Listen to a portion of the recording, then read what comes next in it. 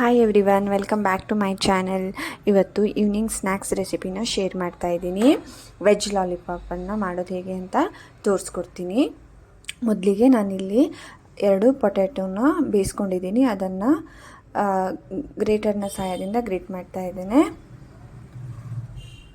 ಹಾಗೆ ಸ್ವಲ್ಪ ಪನ್ನೀರನ್ನ ಗ್ರೇಟ್ ಮಾಡಿ ಹಾಕ್ತಾ ಇದ್ದೇನೆ. ಹಾಗೆ ಸ್ವಲ್ಪ ಕ್ಯಾಪ್ಸಿಕಮ್ನ ಹಾಕ್ತಾ ಇದ್ದೀನಿ.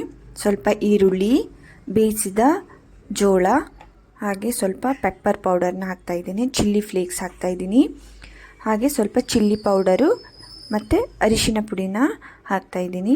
ಹಾಗೆ ಸ್ವಲ್ಪ ಪಿಜ್ಜಾ ಸಾಸ್ನ ಹಾಕ್ತಾಯಿದ್ದೇನೆ. ಹಾಗೆ ಲಾಸ್ಟಿಗೆ ಸ್ವಲ್ಪ ಚಾಟ್ ಮಸಾಲ ಮತ್ತು ಉಪ್ಪು ಹಾಕ್ತಾಯಿದ್ದೀನಿ. ಹಾಗೆ ಸ್ವಲ್ಪ ಚೀಸ್ನ ಹಾಕ್ತಾಯಿದ್ದೇನೆ. ಹಾಗೆ ಸ್ವಲ್ಪ ಬ್ರೆಡ್ ಕ್ರಮ್ಸ್ನ ಹಾಕಿ ಚೆನ್ನಾಗಿ ಮಿಕ್ಸ್ ಮಾಡ್ತಾಯಿದ್ದೀನಿ. ಈ ಥರ ಚೆನ್ನಾಗಿ ಮಿಕ್ಸ್ ಮಾಡಿ, ಆಲೂಗಡ್ಡೆನ ಹಾಕಿರೋದ್ರಿಂದ ಬೈಂಡಿಂಗ್ ಚೆನ್ನಾಗಿ ಬರುತ್ತೆ. ನೋಡಿ, ಈ ಥರ ಬರಬೇಕು. ಈ ಥರ ಚೆನ್ನಾಗಿ ಮಿಕ್ಸ್ ಮಾಡಿ ಇಟ್ಕೊಳ್ಳಿ. ಒಂದು ಸ್ಲೇರಿನ ರೆಡಿ ಮಾಡ್ಕೊಳ್ಳೋಣ. 1 ಕಪ್ ಮೈದಾ ಹಿಟ್ಟು ತೊಗೊಂಡಿದ್ದೀನಿ, 1 ಕಪ್ ಕಾರ್ನ್ ಫ್ಲೋರ್ ಹಿಟ್ಟನ್ನ ತೊಗೊಂಡಿದ್ದೀನಿ. ಹಾಗೆ ಸ್ವಲ್ಪ ಉಪ್ಪು, ಸ್ವಲ್ಪ ಪೆಪ್ಪರ್ ಪೌಡರ್ನ ಹಾಕಿ ಸ್ವಲ್ಪ ನೀರು ಹಾಕಿ ಹೀಗೆ ಚೆನ್ನಾಗಿ ಮಿಕ್ಸ್ ಮಾಡಿ. ತುಂಬ ತೆಳ್ಳಗೇನು ಮಾಡೋದು ಬೇಡ, ಹಾಗೆ ತುಂಬ ದಪ್ಪನೂ ಇಟ್ಕೊಬಿಡಿ. ಸ್ವಲ್ಪ ಮೀಡಿಯಮಲ್ಲಿ ಇರಲಿ. ಈ ಸ್ಲೈರಿನ ಸೈಡಿಗೆ ಇಟ್ಕೊಳ್ಳೋಣ. ನಾನು ಪ್ರೊಸೆಸ್ ಚೀಸ್ ಕ್ಯೂಬ್ಸ್ನ ತೊಗೊಂಡಿದ್ದೀನಿ. ಹಾಗೆ 1/2 ಮಾಡ್ತಾ ಇದ್ದೇನೆ. ಹಾಗೆ ಇಲ್ಲಿ ಐಸ್ ಕ್ರೀಮ್ ಸ್ಟಿಕ್ನ ತೊಗೊಂಡಿದ್ದೀನಿ ನಾನು. ಅದನ್ನು ಈ ಥರ ಚೀಸ್ ಒಳಗಡೆ ಹಾಕಬೇಕು.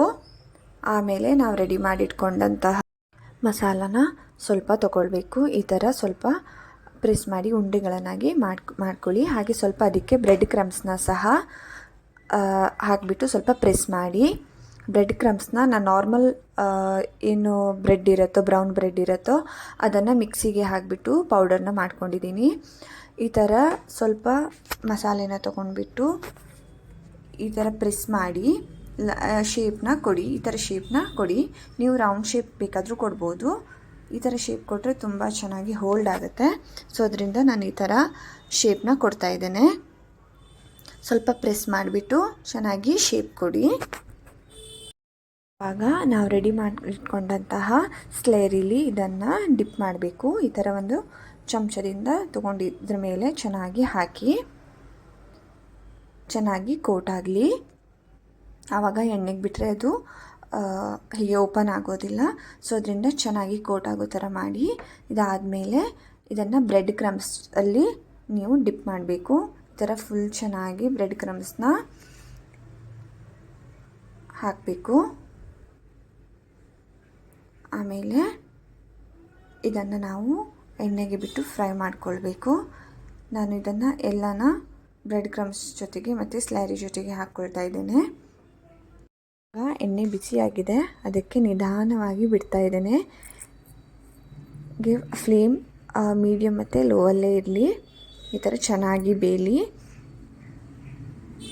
ತುಂಬ ಕ್ರಿಸ್ಪಿ ಆಗೋ ತನಕ ಇದನ್ನು ಬೇಯಿಸಿ. ಹಾಗೆ ತುಂಬ ಸ್ವಲ್ಪ ಗೋಲ್ಡನ್ ಕಲರ್ ಬರೋ ತನಕನೂ ಬೇಯಿಸ್ಕೊಳ್ಳಿ. ನೋಡಿ, ಇವಾಗ ಇನ್ನೊಂದು ಬಿಡ್ತಾ ಇದ್ದೇನೆ. ಇವಾಗ ವೆಜ್ ಲಾಲಿಪಾಪ್ ರೆಡಿಯಾಗಿದೆ. ನೀವು ಈವ್ನಿಂಗ್ ಸ್ನ್ಯಾಕ್ಸ್ ಇಲ್ಲ ಸ್ಟಾರ್ಟರ್ಸ್ ಆಗಿ ಸಹ ಯೂಸ್ ಮಾಡ್ಬೋದು. Thank you for watching. ಧನ್ಯವಾದಗಳು. Please subscribe to my channel.